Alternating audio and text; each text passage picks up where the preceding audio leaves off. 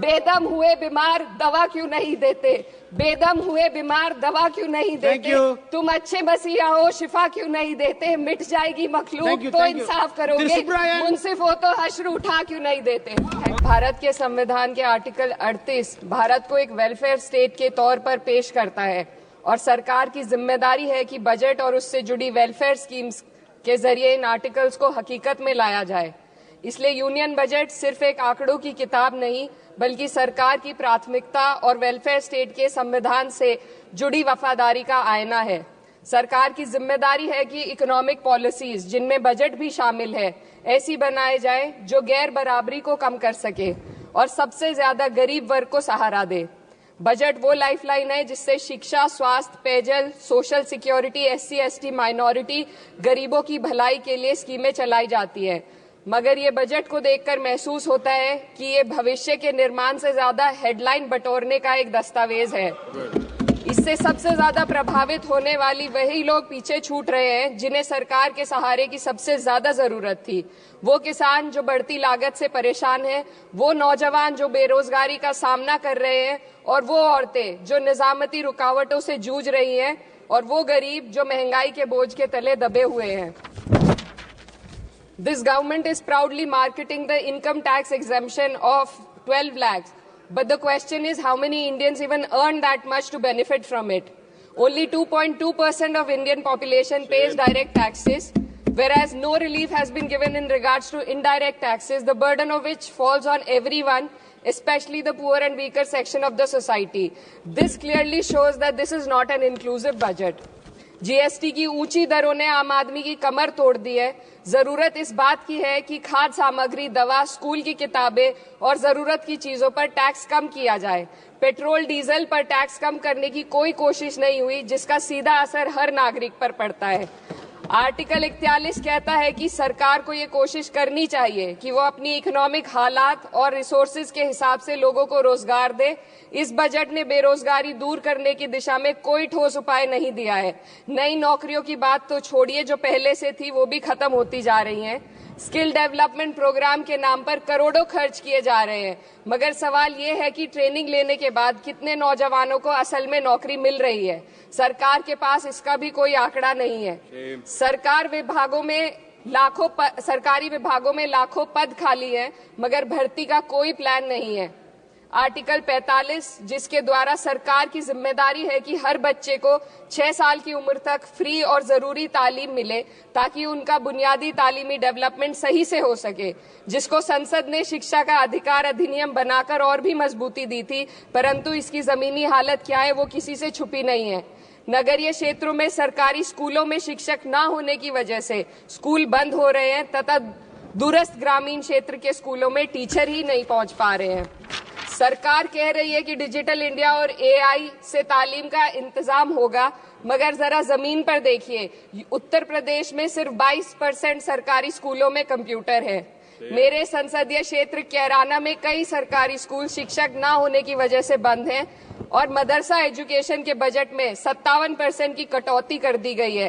क्या यही सबका साथ सबका विकास है? इसी तर्ज पर अस्पताल हैं जहां पर डॉक्टर नहीं है। आर्टिकल 47 अच्छी सेहत और जिंदगी के स्टैंडर्ड को बेहतर बनाने की आवश्यकता पर जोर देता है। राज्य की जिम्मेदारी है कि लोगों की सेहत और उनके वेलबींग को बेहतर करने के लिए जरूरी कदम उठाए, लेकिन हकीकत यह है कि इस बजट का सिर्फ 2% ही आम जनता तक पहुंच पाता है। शामली जिले में 84 डॉक्टर की पोस्ट स्वीकृत है, मगर सिर्फ 29 डॉक्टर काम कर रहे हैं और गायनोकोलॉजिस्ट मात्र 1 है। दवाइयों की कीमतें बढ़ती जा रही हैं, मगर गरीबों के लिए कोई राहत नहीं है। सरकार ने महिलाओं के लिए बजट बढ़ाने का दावा किया, मगर 81% इसका बजट सिर्फ पोषण योजनाओं में डाला गया है। महिलाओं के रोजगार, उनके इकोनॉमिक इंडिपेंडेंस और सुरक्षा के लिए कोई ठोस योजना नहीं बनाई है। बेटी बचाओ बेटी पढ़ाओ का बजट घटा दिया गया, जिससे साफ है कि ये सिर्फ नारेबाजी थी और कुछ नहीं। किसानों की बदहाली हम सबके सामने है, लगातार चलती आ रही है। 2016 में कहा गया था कि 2022 तक किसानों की आमदनी दोगुनी होगी, मगर 2025 आ गया और एमएसपी पर कोई ठोस गारंटी आज भी दी नहीं गई है। गन्ना किसानों का बकाया अब तक नहीं मिल पा रहा है और तो और उत्तर प्रदेश में अभी तक गन्ना मूल्य भी तय नहीं किया गया है।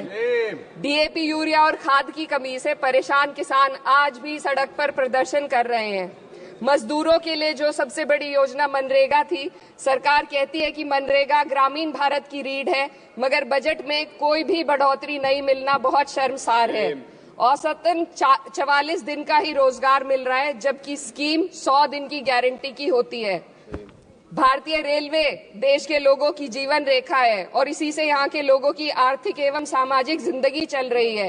देश के हर हिस्से को रेल कनेक्टिविटी से जोड़े जाना सरकार की कल्याणकारी नीति का हिस्सा है। मेरे संसदीय क्षेत्र कैराना के रेलवे से जुड़ी 2 मांगे लंबे समय से लंबित हैं। दिल्ली शामली सहारनपुर रेल लाइन का दोहरीकरण और पानीपत शामली मेरठ लाइन का सर्वे अति शीघ्र ही कराए जाने की बहुत पुरानी मांग को बजट में शामिल किया जाना चाहिए। देश भर में बिजली की दरें बेहद असमान है। उत्तर प्रदेश में ये दरें बहुत ज्यादा हैं।